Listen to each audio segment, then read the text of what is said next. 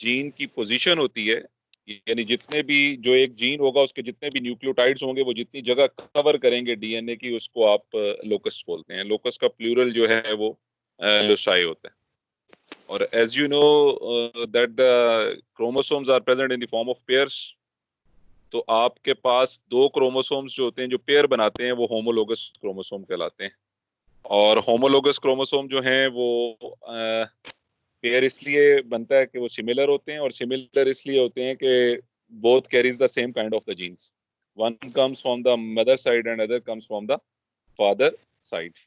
तो ये जो दोनों पार्ट होंगे जो मुख्तलिफ यानी दो अलग अलग क्रोमोसोम्स के ऊपर पाए जाएंगे, ये दोनों पार्ट मिला के एक जीन कहलाएगा। और इन दोनों पार्ट्स को अगर अलग अलग आप बात करेंगे तो इन दोनों पार्ट्स को हम जो है वो अलील के नाम से जानते हैं। तो पता चला कि chromosomes present in the form of pair, her chromosome के अंदर उसका अपना एक डीएनए है। उस डीएनए का छोटे से छोटा हिस्सा जो किसी ट्रेट को कंट्रोल करेगा उसको जीन कहते हैं। दो डीएनए के पार्ट्स जो अलग अलग क्रोमोसोम पे मौजूद हैं वो इसलिए हैं कि एक मदर साइड से रिसीव होता है जाइगोट में और एक फादर साइड से रिसीव होता है। ये दोनों इकट्ठे हो जाते हैं तो इन दोनों मिल के आपकी बॉडी का यानी जाइगोट का जो अडल्ट बनेगा उसका कोई एक ट्रेट कंट्रोल करेंगे। इन दोनों को जीन कहते हैं और अलग अलग इनको अलील कहते हैं। डीएनए की वो पोर्शन जिस पे ये मौजूद होते हैं उसको आप लोकस के नाम से जानते हैं। अगर एक ही जीन के ये दोनों अलील बिल्कुल एक जैसे हो जाएं, ये सेम भी हो सकते हैं, एक जैसे भी हो सकते हैं और मुख्तलिफ भी हो सकते हैं। अगर ये सेम हो जाएं तो condition is said to be homozygous, और अगर ये डिफरेंट हो जाएं तो condition is said to be heterozygous. Heterozygous. अब बाजुकात ऐसा होता है कि ये दोनों अलील जो एक जाइगोट में होते हैं ये डिफरेंट होते हैं, और अगर डिफरेंट हो जाएं तो उसमें से एक अलील ऐसा है जो अपने आप को एक्सप्रेस कर लेगा, और दूसरा अलील ऐसा है जो अपने आप को एक्सप्रेस उसकी मौजूदगी में नहीं कर पाएगा। जो अपने आप को एक्सप्रेस कर लेगा उसको डोमिनेंट अलील कहते हैं, और जो अपने आप को एक्सप्रेस नहीं करेगा उसको आप रिसेसिव अलील कहते हैं। ये वाला जो बात मैंने आपको पॉइंट बताया एक्सप्रेशन वाला, ये सिर्फ और सिर्फ हीट्रोजाइगस कंडीशन में अप्लाई होता है, हीट्रोजाइगस कंडीशन में अप्लाई होता है। आपके ये दोनों अलील यानी जो एक जीन बनाएंगे ये जिस ट्रेट को कंट्रोल करेंगे उस ट्रेट की जो बज़ाहिरन हालत आपको नजर आएगी that condition is called as phenotype. उसको फिनोटाइप कहते हैं। और ये जो अलील है जो यानी ये जो जीन है ये जो उस फिनोटाइप को कंट्रोल कर रहा है इसको जीनोटाइप कहेंगे। तो ये तो बेसिक्स आपको टर्मिनोलॉजी पहले भी बताई हुई थी, और ये जो सारी बातें जो आपको मैंने बताई ये बेसिक्स ऑफ जेनेटिक्स हैं discovered by the George Gregor Mendel. आपके पास इसका लाइफ स्पैन जो है ये इंपॉर्टेंट है एंट्री टेस्ट के हवाले से 1822 में ये पैदा हुआ था, और 1884 में इसको एमसीक्यू के तौर पे भी आपने देखना है। और ये रिजल्ट थे आपके पास मेंडल के दो लॉज के। One would be a first law that is called as Mendel's law of segregation, and other is Mendel's law of independent resort. Clear है? हेलो? जी सर, क्लियर है। ओके। क्लियर है जहां कोई सर, क्लियर है। Distortion आएगी तो आप प्लीज वो मुझे बता सकते हैं। जब आपके पास दो लॉज बनते हैं, एक लॉ ऑफ सेग्रीगेशन है और एक लॉ ऑफ इंडिपेंडेंट असॉर्टमेंट है, इसमें अब यहाँ पहले एक बेसिक्स क्लियर कर लें कि सर जीन जो है वो एक ट्रेट को कंट्रोल करता है, तो आखिर जीन क्या करता है कि ट्रेट एक कंट्रोल हो जाता है। जीन ट्रेट को कंट्रोल करने के लिए आपके पास एक प्रोटीन पैदा करता है। जीन ट्रेट को कंट्रोल करने के लिए प्रोटीन पैदा करता है। वो प्रोटीन मेटाबॉलिज्म में हिस्सा लेके बॉडी के उस ट्रेट की एक्सप्रेशन का बायस बनती है। तो ये डायरेक्ट कभी भी जीन ट्रेट को कंट्रोल नहीं करेगा। इसके अंदर जो जीन ट्रेट को कंट्रोल करने के लिए जो चीज पैदा करता है that will be called as,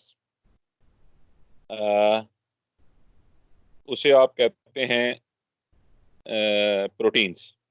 वो प्रोटीन हो सकती है, वो कोई ना कोई आपके पास एंजाइम हो सकता है, वो आपके पास जो है वो कोई ना कोई हार्मोन भी हो सकता है। क्वेश्चंस आप पूछ सकते हैं, टाइप कर लें मैसेज या रिक्वेस्ट कर लें तो क्वेश्चन पूछे जा सकते हैं ड्यूरिंग द क्लास, जस्ट आपको फैसिलिटेट करने के लिए, ठीक है। बेसिक थोड़ी सी आपको गाइड करते हैं, उसके बाद फिर आगे चलते हैं। हम लोग जनरली जब ये दो लॉज बनते हैं, तो मेंडल्स लॉ ऑफ सेग्रीगेशन, इसमें वो कहते, ये दो लॉज एक्सप्लेन करने की जरूरत है? Anybody have a question about the two laws? फिर मैं एक्सप्लेन करता हूँ, नहीं तो आगे चलते हैं। नहीं सर, आगे चलते हैं। आगे चलें। और Yes, कोई sir. बच्चा? इसमें से जो ग्रुप में क्वेश्चन आया था वो था that will be a Bombay phenotype, और वो पहले दोनों एक्सप्लेन कर दूं, फिर आपकी क्वेश्चन साथ साथ ले लेता हूँ। बेटे ये मैंने अभी आपको बताया कि जीन, मैं अभी बता देता हूँ। अगर आपके पास कोई पेज शेज सामने पड़ा हुआ है तो उसके ऊपर मैं बताता हूँ आपको, स्ट्रक्चर्स ड्रॉ कर लें। Blood group, human blood group is an example of multiple allele, और multiple allele always be produced as a result of mutation. और ये भी बात ज़हन में रखनी है कि म्यूटेशन जो होती है वो हमेशा नुकसानदेह नहीं होती, म्यूटेशन बेनिफिशियल भी होती है। आपके पास इस ब्लड ग्रुप को जो प्रोड्यूस होता है, इसमें अगेन वही ब्लड जो है, इसको कंट्रोल करने के लिए, ग्रुप को कंट्रोल करने के लिए जीन होगा। जीन एक खास किस्म की प्रोटीन पैदा करता है, उस प्रोटीन का नाम होता है एंटीजन। और ये एंटीजन जो होता है ये अटैच्ड होता है, जुड़ा हुआ होता है on the surface of red blood cell, on the surface of red blood cell. अच्छा, अब आगे आ जाते हैं। ये जो जीन है, ये जो एंटीजन पैदा करेगा, ये दो तरह के एंटीजन पैदा करता है। एक एंटीजन ए पैदा करता है, या ये एंटीजन बी पैदा करता है। कुछ लोग ऐसे होते हैं जिनमें सिर्फ एंटीजन ए पैदा होता है, कुछ लोग ऐसे होते हैं जिनमें सिर्फ एंटीजन बी पैदा होता है, डिपेंडिंग अपॉन देयर जीनोटाइप। और कुछ लोग ऐसे होते हैं जिनके अंदर एंटीजन ए और बी दोनों पैदा होते हैं। But there are certain persons, कुछ लोग ऐसे हैं जिनके अंदर इन दोनों एंटीजन्स में से कोई एंटीजन पैदा नहीं होता। ये जो एंटीजन है, एंटीजन ए बी, ये पाए जाते हैं आपके प्लाज्मा में, क्योंकि प्लाज्मा में ये रेड ब्लड सेल्स होते हैं तो उसके साथ ये अटैच हो जाते हैं। अब जिस शख्स का ब्लड ग्रुप ए है, इसका मतलब है कि उसके जो रेड ब्लड सेल है उसकी सरफेस के ऊपर एंटीजन ए अटैच है। जिसका ब्लड ग्रुप बी है, उसके रेड ब्लड सेल के ऊपर एंटीजन बी अटैच है। और जिसका रेड ब्लड सेल के ऊपर एंटीजन ए और एंटीजन बी दोनों अटैच होते हैं, वो कहलाता है ए बी। अब इसमें से कुछ लोग ऐसे बच गए जिनके अंदर एंटीजन होता ही नहीं है, प्रोड्यूस ही नहीं होता। उन लोगों का जो ब्लड ग्रुप होगा वो कहलाएंगे O. These are those persons in which antigen A और बी नॉट प्रोड्यूस्ड। ये एंटीजन ए और एंटीजन जो बी है ये प्रोड्यूस नहीं होता, उस शख्स के ब्लड ग्रुप को कहा जाता है ओ। ये जो सिस्टम सारा था, ये सिस्टम डिस्कवर किया था लैंडस्टेनर ने 1901 के अंदर। और ये जितनी बात आपको मैंने बताई है, ये सारी जो जेनेटिक्स थी इसकी, कि ये एंटीजन ए बी या ओ वाला जो सिलसिला है, it was discovered in 1925 by Karls Landsteiner. और मैंने ये भी आपको बताया कि अभी आपके पास ये जो जीन है, जो ये एंटीजन पैदा करवाता है, ये जीन आई है, gene I, and it is present on chromosome number 9। ये मौजूद होता है क्रोमोसोम नंबर 9 के ऊपर। जब आपके पास ये लाइफ एक्सपेक्टेशन शुरू हुई थी, तो उस वक्त ये जीन आई के दो ही अलील थे, एक आई कैपिटल और एक आई स्मॉल। अब आपके पास जब आई कैपिटल और एक ही एंटीजन पैदा होता था, लिहाजा सिर्फ एंटीजन ही बोलते थे। लेकिन बाद में इस जीन आई के अंदर म्यूटेशन हो गई, और इस म्यूटेशन के नतीजे में एक नया अलील पैदा हुआ और ये जो नया अलील है पहले से मौजूद डोमिनेंट अलील के साथ जो है को डोमिनेंस शो करता है, और रिसेसिव अलील के साथ जो है वो इसके ऊपर कंप्लीट डोमिनेंस शो करता है। अब आपके पास आ जाते हैं हम लोग बॉम्बे फिनोटाइप के ऊपर।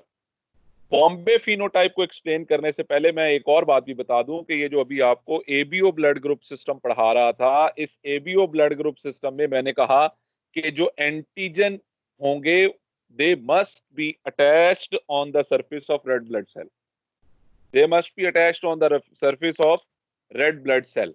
अब एंटीजन को प्रोड्यूस करवाना जो है वो तो काम है जीन आई का, जीन आई का which is present on chromosome number आपके पास जो है 9। बट इसी तरह आपके पास एक और क्रोमोसोम है जिसका नंबर है 19, जिसका नंबर है 19। उस 19 क्रोमोसोम पे एक जीन मौजूद है जिसको कहते हैं जीन एच। इसके दो अलील हैं, एक डोमिनेंट और एक रिसेसिव। ये जीन जब डोमिनेंट होमोजोगस डोमिनेंट या हेटेरोजाइगस डोमिनेंट होता है तब आपके पास ये एक सब्सटेंस पैदा करता है जिसको कहते हैं सब्सटेंस एच। वो आपके प्लाज्मा में मौजूद प्रोटीन से मिलता है और प्रोटीन से मिलके ये ग्लूकोप्रोटीन बना देता है, ग्लूकोप्रोटीन। इसको ग्लाइकोप्रोटीन्स भी कहते हैं और ये ग्लू का काम करती हैं, और ये ग्लू का गम का काम करती हैं। अब दो बातें हो गई, एंटीजन का होना जरूरी है और इस गम का होना जरूरी है। अब एंटीजन भी मौजूद है और ये गम भी मौजूद है, तो एंटीजन कोई भी है, ए बी या दोनों ए बी, वो रेड ब्लड सेल की सरफेस के साथ अटैच हो जाएंगे। Attachment is necessary for the phenotype of the blood group. In certain cases कुछ लोग ऐसे होते हैं जिनमें जो जीन एच है वो ना तो होमोजाइगस डोमिनेंट होता है ना हेटेरोजाइगस डोमिनेंट होता है, बल्कि वो होमोजाइगस रिसेसिव होता है, यानी स्मॉल एच और स्मॉल एच। अगर ये रिसेसिव हालत में होगा तो इस सूरत हाल में सब्सटेंस एच पैदा नहीं होगा। सब दोबारा सुने, सब्सटेंस एच पैदा नहीं होगा। जब सब्सटेंस एच पैदा नहीं होगा तो ये सब्सटेंस एच प्लाज्मा में पहले से मौजूद प्रोटीन के साथ अटैच होके ग्लूकोप्रोटीन नहीं बनाएगा, ग्लूकोप्रोटीन नहीं बनाएगा, यानी गम प्रोड्यूस नहीं होगी। अब इन लोगों में क्या होगा कि आपके पास जीन 9 की वजह से एंटीजन तो पैदा हो रहा है, लेकिन वो एंटीजन जो है वो ग्लूकोप्रोटीन्स ना होने की वजह से वो रेड ब्लड सेल के साथ अटैच नहीं हो पा रहा। अब जब आप ब्लड का रेड ब्लड सेल देखेंगे तो उसकी सरफेस एम्प्टी होगी, लिहाजा वो शो करेगी ओ को, लेकिन उसके प्लाज्मा के अंदर एंटीजन ए बी या ए बी मौजूद होगा। जो जेन्युइन ओ होते हैं उनके अंदर एंटीजन होता ही नहीं है, ना ए ना बी, कोई भी नहीं होगा, सिर्फ रेड ब्लड सेल होगा और उसकी सरफेस खाली होगी। लेकिन ये जो बॉम्बे फिनोटाइप वाली कंडीशन है इसमें रेड ब्लड सेल की सरफेस एम्प्टी होगी, लेकिन इसके प्लाज्मा के अंदर एंटीजन आपको पाए जाएंगे, मिलेंगे। ऐसी कंडीशन को बॉम्बे फिनोटाइप कहते हैं, ऐसी कंडीशन को बॉम्बे फिनोटाइप कहते हैं। Clear? Hello hello, yes sir. Clear sir, clear. जी सर, आवाज आ रही है। आवाज तो आ रही है। बॉम्बे फिनोटाइप का कॉन्सेप्ट क्लियर हुआ नहीं हुआ? हो गया Yes, सर। sir, सर हो गया क्लियर। ओके। और बॉम्बे फिनोटाइप की बस एग्जांपल ये सिंपल जो है that is an example. Bombay phenotype जो है ये एग्जांपल है एपिस्टेसिस की, और epistasis is very important with respect to your anti test. Now epistasis is very important with respect to the आपके पास जो है एंटी टेस्ट एम कैट जो है। अब ये एपिस्टेसिस क्या थी? अब आपने देखो कि यहां हमने जो बॉम्बे फिनोटाइप डिस्कस किया इसमें दो बातें डिस्कस की। एक आपके पास जीन आई लिया जो क्रोमोसोम नंबर 9 पे मौजूद है, और दूसरा आपके पास जीन 19 लिया, जो जीन एच लिया जो क्रोमोसोम नंबर 19 पे मौजूद है। अब ये दोनों जीन्स का कॉपरेशन जरूरी था। मसलन अगर एंटीजन पैदा हो गया तो जीन 19 को भी अपना सब्सटेंस पैदा करना था।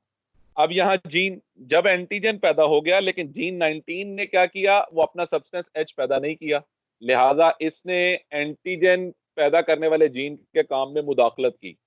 जब एक जीन जो किसी लोकस पे मौजूद है वो किसी दूसरा जीन जो किसी दूसरे लोकस पे मौजूद है, either on the different chromosome, उसके काम में इंटरफेयर करे या उसके काम में मुदाखलत करे, तो condition is said to be epistasis, the phenomenon in which one gene present at one locus interferes or hide the effect of another gene present on another locus is called as epistasis। और इसकी example है आपके पास Bombay phenotype। अच्छा, that will be the simplest according to the genetics of the Mendel। और जो Mendel की बातें हैं ये आपके पास चलती हैं पीलियोट्रॉपी तक। ये इसको क्लासिकल जेनेटिक्स कहते हैं। जेनेटिक्स को आप दो हिस्सों में तकसीम करते हैं, एक क्लासिकल जेनेटिक्स है और एक मॉडर्न जेनेटिक्स है। क्लासिकल जेनेटिक्स ये मेंडल वाली जेनेटिक्स है, और मेंडल वाली जेनेटिक्स का बेसिक थीम ये था कि आपके पास एक जीन जो होता है उसका जो कंट्रोलिंग फैक्टर होता है वो एक ही ट्रेट होता है, यानी a single gene can control the single trait. फिर उसमें बाद में चेंज आ गया, उसने कहा जी, और ये कहते थे कि एक जीन के अलील भी दो ही होते हैं। फिर आपने मल्टीपल अलील का कॉन्सेप्ट पढ़ लिया, लेकिन इसके साथ साथ अभी आपको ये भी बता दूं कि आगे चलते हैं तो ये पीलियोट्रॉपी एक नया टॉपिक है। ये भी सिंपल डेफिनेशन है विद 2 एग्जांपल्स हैं 3। ये इसमें से भी एक आधी एग्जांपल जो है वो लाजमी एंट्री टेस्ट में भी पूछते हैं और ये शॉर्ट क्वेश्चन भी, दोनों इंपॉर्टेंट है पीलियोट्रॉपी वाला। अभी मैं ये कह रहा था कि मेंडल ये कहता है कि एक जीन एक ट्रेट को कंट्रोल करता है, एक जीन एक ट्रेट को कंट्रोल करता है। अब एक नई बात कर रहा हूं कि बाद में ये पता चला कि नहीं, ऐसा नहीं है, एक जीन एक से ज्यादा ट्रेट्स को भी कंट्रोल कर सकता है। A single gene can controls more than one trait. एक जीन एक से ज्यादा ट्रेट को भी कंट्रोल कर सकता है। ऐसा जीन जो एक से ज्यादा ट्रेट को कंट्रोल करे उसको कहते हैं पीलियोट्रॉपिक जीन। उन ट्रेट्स को कहते हैं पीलियोट्रॉपिक ट्रेट्स। इस कंडीशन को कहते हैं pleiotropy, the phenomenon in which one gene controls more than one trait. ऐसा अमल जिसमें एक जीन एक से ज्यादा ट्रेट को कंट्रोल करता है, दैट इज कॉल्ड एज पीलियोट्रॉपी। इस जीन को कहते हैं पीलियोट्रॉपिक जीन और उन ट्रेट्स को कहते हैं पीलियोट्रॉपिक ट्रेट्स। मिसाल के तौर पर मैं आपके साथ एग्जांपल किताब वाली शेयर करता हूं। ड्रोसोफिला की बात करते हैं, फ्रूट फ्लाई की बात करते हैं। अब फ्रूट फ्लाई के दो अलग अलग ट्रेट हैं, एक उसकी आंखों का रंग, आई कलर, आइदर वाइट और आइदर रेड, और दूसरा ये जो फीमेल फ्रूट फ्लाई होती है इसके अंदर इसके रिप्रोडक्टिव सिस्टम के साथ स्पर्म्स को स्टोर करने के लिए एक पाउच होता है जिसको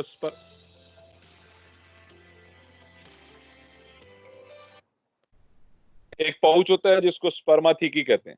हेलो हेलो हेलो हेलो, जी सर। इसको स्पर्माथीकी कहते हैं। दरमियान में डिस्टॉर्शन आ रही थी इसलिए जरा ना साथ साथ रहें। स्पर्माथीकी पाउच कहते हैं। तो ये जो स्पर्माथीकी पाउच है इसकी एक शेप है। इस शेप को आपने क्या करना है, इस शेप को, ये एक ट्रेट है, और आपके पास ये जो ड्रासोफिला की आंखों का रंग है ये एक ट्रेट है। तो ये जो दोनों ट्रेट हैं इनको एक ही जीन कंट्रोल करता है। आई colour of the Drosophila and shape of the sperm storing pouch controlled by a single gene, that is an example of pleiotropy। उसके बाद आपके पास next is that एक और एग्जांपल आपकी किताब में आप ही की दी गई है, that will be your human height। आपका कद एक ट्रेट है और आपका वेट एक दूसरा ट्रेट है। both the traits are controlled by same gene। ये भी पीलियोट्रॉपी की आपके पास जो है वो एक एग्जाम्पल है। इसी तरह एक और एग्जाम्पल उसने दी हुई है कि एक बिल्ली जो है, कैट, इसकी जो फर है, बाल, उनका रंग आपके पास, और उसकी सुनने की हिस्स, हियरिंग सेंस, ये दो अलग अलग ट्रेट हैं, सुनना और बालों का रंग। तो आपके पास both the traits are controlled by the same gene. आपके पास both the traits are controlled by same gene. तो इसमें वो कंडीशन भी रखता है आपके पास कि व्हाइट कलर की जो फर होगी, अगर प्योर व्हाइट है, उस पर किसी किस्म का पिगमेंट नहीं है, कोई लाइन नहीं है, कोई धारी नहीं है, कोई कलर नहीं है, वो प्योर व्हाइट है बिल्कुल दूध की तरह, तो वो डेफ होगी। दोनों बातें आ गई। और अगर वो कलर्ड है तो वो सुनेगी। Both the traits are controlled by same gene, that is the pleiotropy. जी आगे।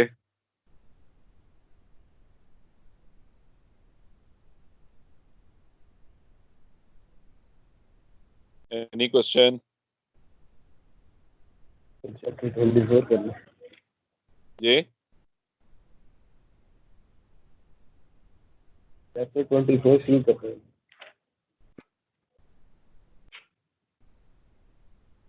हेलो,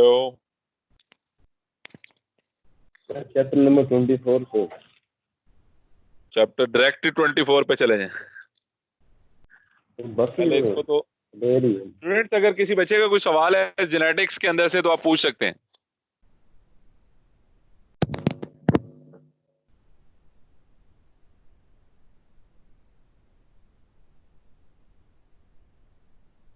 अगर कोई सवाल है।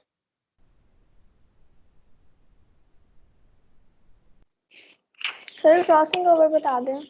ओके, सुने, लिसन बेटे। क्रॉसिंग ओवर जो होती है, exchange of segments, exchange of segments between the two non-sister chromatids of homologous chromosome। अगर आपके पास पेज है तो आपको आप ही के पेज पे समझा देता हूं। आप एक क्रॉस लगाएं, एक्स शेप बड़ा, ये एक्स शेप आपने क्रॉस लगा दिया, ये एक क्रोमोसोम है। इसमें आपने दो लाइनें लगाई, दोनों सेंटर से जुड़ी हुई हैं, ये सेंट्रल पॉइंट सेंट्रोमियर है। और ये जो दो लाइनें आपने लगाई हुई हैं, इनको क्रोमेटिड कहते हैं, क्रोमेटिड्स बोलते हैं।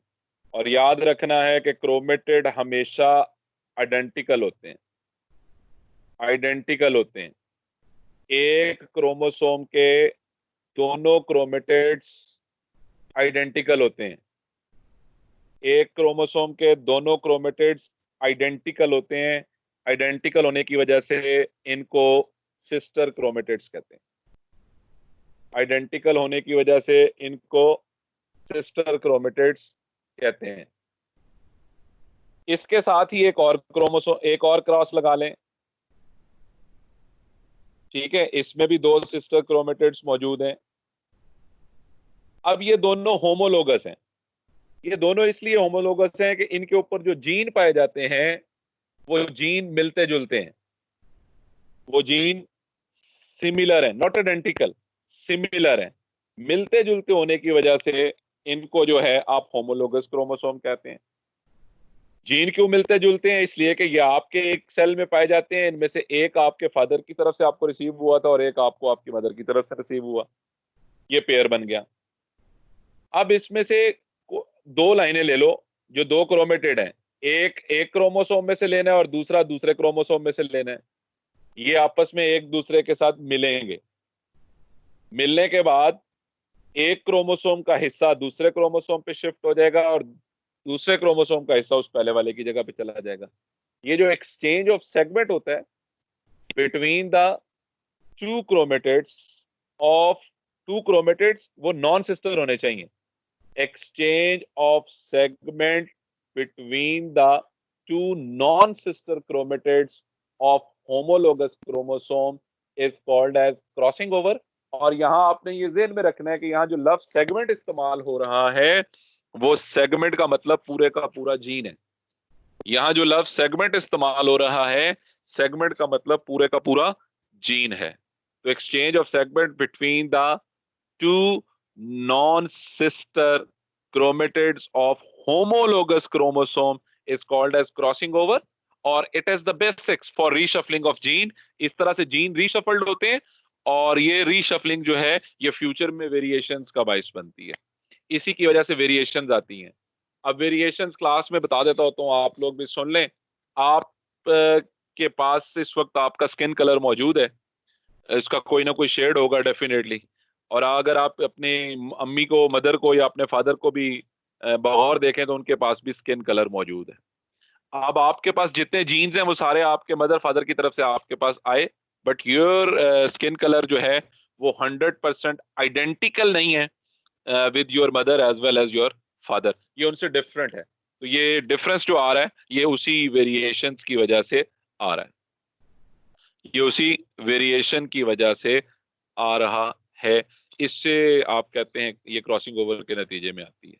और ये याद रखिए कि इस क्रॉसिंग ओवर का एक और सिग्निफिकेंट पॉइंट ये है कि इसकी वजह से आपको बेसिक रॉ मटेरियल मिलता है फॉर एवोल्यूशन। और तीसरा बड़ा बेनिफिट ये है कि जो आपने पढ़ा कि लॉ ऑफ इंडिपेंडेंट असॉर्टमेंट था, उसमें वो कहता था कि आपके पास एक क्रोमोसोम पे एक जीन मौजूद होता है जिसे अलील कहते थे उस वक्त, लेकिन मेरे और आपके पास एक जीन पे एक से ज्यादा क्रोमोसोम जो हैं, वो एक क्रोमोसोम पे एक से ज्यादा जीन मौजूद हैं। दोबारा सुने, एक क्रोमोसोम पे एक से ज्यादा जीन मौजूद हैं और वो आपस में लिंक्ड हैं। तो लिंक्ड जीन को इंडिपेंडेंट असॉर्ट करने के लिए, लिंक्ड जीन को इंडिपेंडेंट असॉर्ट करने के लिए क्रॉसिंग ओवर का होना जरूरी है। अगर क्रॉसिंग ओवर नहीं होगी तो लिंक्ड जीन इंडिपेंडेंट असॉर्ट नहीं होंगे, नतीजतन रीशफलिंग ऑफ जीन ये नहीं होगी और उसके नतीजे में वेरिएशंस प्रोड्यूस नहीं होंगे। क्लियर क्रॉसिंग ओवर वाला बच्चा? Yes sir, crossing, thanks. कोई और सवाल है बेटे तो पूछो, कोई बात नहीं समझ आई तो। सर आ गई है। ओके, नेक्स्ट इज एक और, ये सामने स्क्रीन पे मैसेज चल रहा है कि diabetes mellitus, direct he and पे चले गए। इस पे से आपने बोर्ड के लिए ये जीन लिंकेज वाला पॉइंट लाजमी करके जाना है। एक क्रोमोसोम पे मैंने अभी आपको बताया कि एक से ज्यादा जीन मौजूद होते हैं और वो सारे के सारे लिंक्ड होते हैं, एक दूसरे के साथ जुड़े होते हैं, यानी जहां एक जीन खत्म होता है वहां से दूसरा जीन शुरू हो जाता है। एक क्रोमोसोम के ऊपर एक से ज्यादा जीन मौजूद होते हैं, these genes are called as linked gene. और लिंक्ड जीन का एक ही क्रोमोसोम पे पाया जाना, लिंक्ड जीन का एक ही क्रोमोसोम पे पाया जाना, that is called as gene linkage. The phenomenon of all the gene staying together on the same chromosome is called as gene linkage, is called as gene linkage. उसके बाद आपने एक और बात भी बताता चलूं कि चूंकि आपके पास सेल दो तरह के होते हैं, बेसिक शॉर्टकट्स दे रहा हूं, एंटी टेस्ट का इंपॉर्टेंट पॉइंट है ये कि आपके सेल दो तरह का होता है, एक डिप्लॉइड सेल और एक हैप्लॉइड सेल। तो डिप्लॉइड सेल में क्रोमोसोम पेयर्स की सूरत में पाए जाते हैं, जबकि हर पेयर का एक क्रोमोसोम हैप्लॉइड सेल में पाया जाता है। तो ये ना हो कि डिप्लॉइड और हैप्लॉइड का कंपैरिजन आ जाए तो लिंकेज, आपकी लिंकेज ग्रुप जो है वो अलग अलग बन रहे हो। डिप्लॉइड सेल में पेयर बनाएंगे, जितने पेयर होंगे उतने लिंकेज ग्रुप होंगे, जबकि हैप्लॉइड सेल में एक क्रोमोसोम को एक ग्रुप कंसिडर किया जाएगा। हैप्लॉइड सेल में एक क्रोमोसोम को एक लिंकेज ग्रुप तस्वर किया जाएगा। मिसाल के तौर पे ह्यूमन का जो डिप्लॉइड सेल है, मेरा और आपका जो सेल है, इसमें 46 क्रोमोसोम होते हैं, इसमें 46 क्रोमोसोम होते हैं।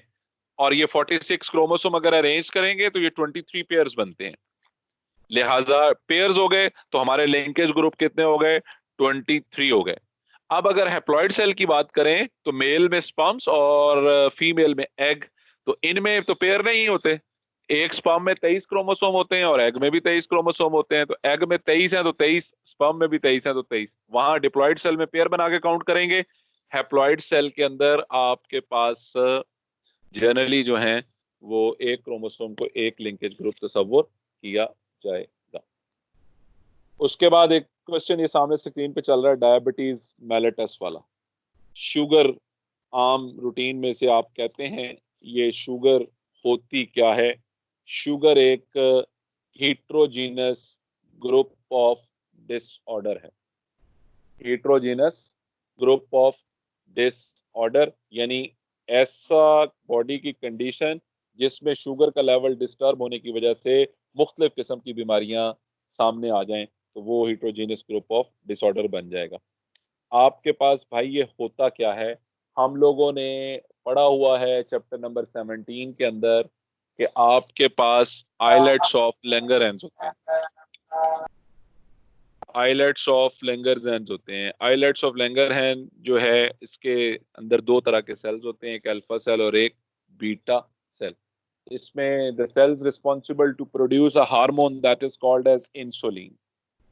आपके पास जो है इंसुलिन पैदा होती है।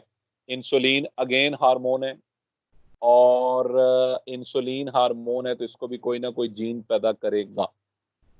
अब सम टाइम ऐसा होता है कि आपके पास बॉडी जो होती है उसमें जो इंसुलिन का लेवल है वो कम हो जाता है।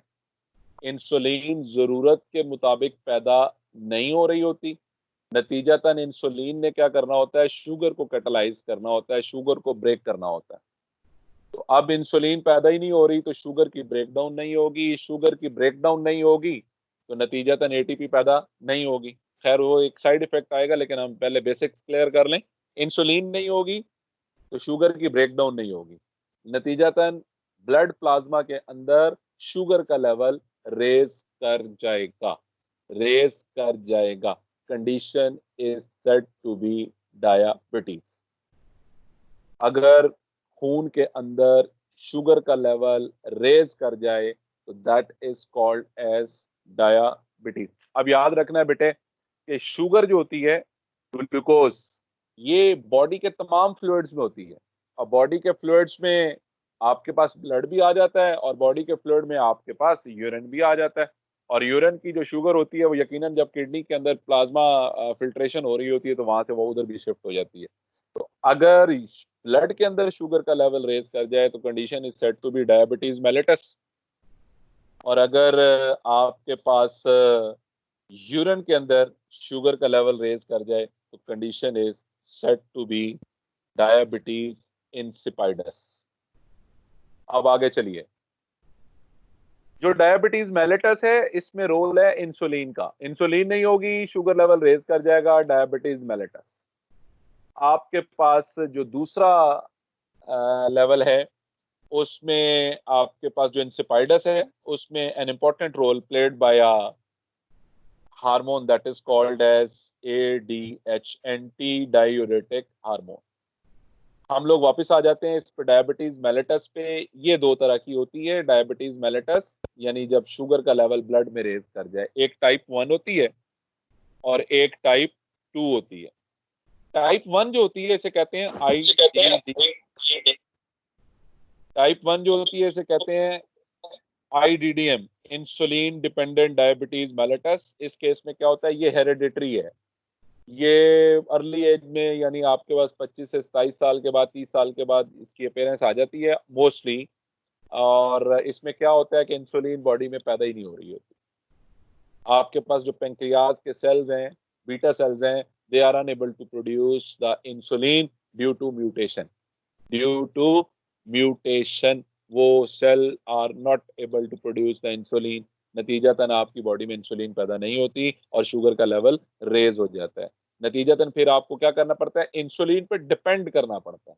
तो वो आपको क्या करना पड़ता है, एक्सटर्नल सोर्स, किसी दूसरे जानदार से आपको इंसुलिन लेनी पड़ती है। जब वो लेके आपके पास मेडिकल स्टोर्स पे अवेलेबल है वो आप जाते हैं, लाते हैं और फिर उसको इंजेक्ट करते हैं। तो एक्सटर्नली आप बॉडी को इंजेक्ट कर रहे हैं क्या, इंसुलिन। ऐसी कंडीशन को कहते हैं टाइप 1 डायबिटीज मेलिटस। जो दूसरी कंडीशन है उसे कहते हैं टाइप 2। अब हम लोगों की जो डाइट है इसके अंदर बहुत सारी फैट्स हैं। तो बाज़ औक़ात ऐसा होता है कि ये जो फैट्स होती हैं ये सेल्स के इर्द गिर्द एक्यूमुलेट हो रही होती है। इस कंडीशन के अंदर इंसुलिन तो पैदा हो रही होती है बॉडी के अंदर, लेकिन जो बॉडी के सेल्स हैं वो due to accumulation of fats, वो सेल्स जो होते हैं वो इंसुलिन को रिस्पॉन्ड नहीं कर रहे होते, रेजिस्टेंस शो कर रहे होते हैं। अगेन उस सूरत में भी इंसुलिन आपकी ब्लड शुगर को कैटलाइज नहीं कर पाती और आपका जो है शुगर लेवल रेज कर जाता है। That condition is called as diabetes type 2। इसमें फिर आप क्या करते हैं, अपनी डाइट को कंट्रोल करते हैं, फैट्स की मिकदार को जो है वो कम करते हैं। ये न्यूट्रिशनल है। जो टाइप 1 है वो आपके पास जेनेटिक्स है। और उस जेनेटिक्स की वजह क्या होती है, वो अभी मैंने आपको बताया कि वो 27 साल 30 साल के बाद ही आती है। तो फिर ऐसा क्यों है कि अगर वो जेनेटिक्स है तो वो 27 साल 30 साल के बाद क्यों आती है? It is due to the auto immune disorder. Auto immune disorder ये होता है कि आपका जो इम्यून सिस्टम है वो पैथोजेंस को किल करने के लिए एंटीबॉडीज पैदा करता है, लेकिन वो एंटीबॉडीज बजाय पैथोजन मारने के वो आपके अपने ही पेंक्रियाज के जो सेल्स हैं, ये जो खास तौर पे टी सेल्स होते हैं, वो आपके अपने ही पेंक्रियाज के जो बीटा सेल्स होते हैं उनको डिस्ट्रॉय कर देते हैं। नतीजतन वो फिर इंसुलिन पैदा नहीं कर पाते। एक तो ये डिसऑर्डर है। फिर कुछ लोग ऐसे होते हैं उनमें बचपन में ही 20 साल से पहले ही ये डायबिटीज आ जाती है टाइप 1। अगर वो पैदाइश में आ जाए या बचपन में आ जाए, पैदाइश के वक्त आ जाए बचपन में, then it is termed as type 1 को ही फिर आप कह देते। एज का फर्क है सिर्फ, 30 साल के बाद आए तो type 1 due to auto immune disorder, और अगर उससे पहले आ रही है, कहीं 25 साल से पहले आ रही है या पैदाइश के वक्त आ रही है, तो उसको MODY कहते हैं। उसको MODY कहते हैं, मेच्योरिटी ऑनसेट यंग डायबिटीज।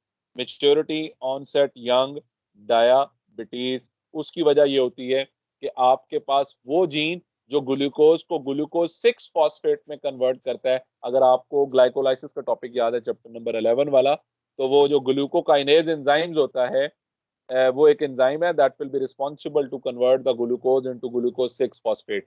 उस जीन में म्यूटेशन हो जाती है, नतीजतन ग्लूकोज 6 फॉस्फेट पैदा नहीं होता और वो ग्लूकोज को ग्लूकोज 6 फॉस्फेट में कन्वर्ट नहीं करता। ग्लूकोकाइनेज एंजाइम पैदा नहीं होता और वो ग्लूकोज को ग्लूकोज 6 फॉस्फेट में कन्वर्ट नहीं कर पाता। नतीजतन ग्लूकोज का लेवल जो है वो बढ़ता रहता है।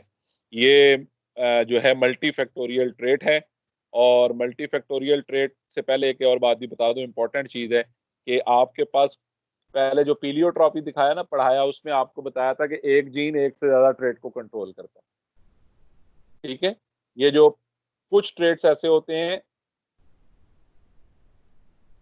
कुछ ट्रेट्स ऐसे होते हैं कि आपके पास वो ट्रेट एक होता है पर controlled by more than one gene. Controlled by more than one gene. Controlled by more than one gene. ऐसे ट्रेट को कहते हैं पॉलीजेनिक ट्रेट। उस जीन को कहते हैं पॉलीजीन और उसकी इनहेरिटेंस को कहते हैं पॉलीजेनिक इनहेरिटेंस। ये एनवायरनमेंट से भी कंट्रोल होती है। ये एनवायरनमेंट से भी कंट्रोल होती है। और अगर polygenic trait is influenced by the environment तो इसे मल्टी फैक्टोरियल ट्रेट भी कहते हैं।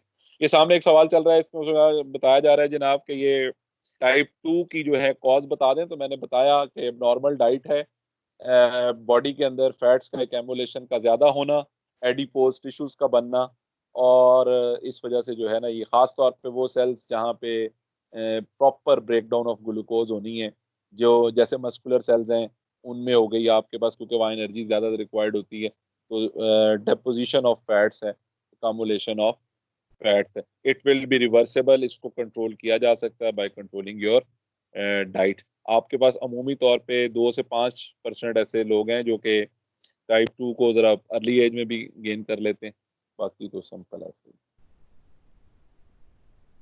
अच्छा जी, उसके ऊपर फिर आगे आ जाता है जनाब आपके पास। यहाँ तक कोई सवाल है तो पूछ लें। If anybody wants to ask any question. No, sir. नहीं है कोई सवाल, चलें। बाकी ये दो आ गए हैं सामने, अभी नमाज का भी टाइम हो रहा है, तो आज के लिए इतना ही। अभी आपके पास ये एक सेक्स पैटर्न का सवाल है और एक आपके पास रिकॉम्बिनेंट फ्रीक्वेंसी का सवाल है। ये इंशाल्लाह फिर कल इसको देखिए। अपना क्वेश्चन टाइप कर लें, अपनी को बात पूछनी है तो पूछ लें, ताकि बाकी इंशाल्लाह फिर टुमारो। God bless you. सवाल है तो पूछ लें। Thank you sir. No sir, thank you. अल्लाह हाफिज। खुदा हाफिज। Allah Hafiz.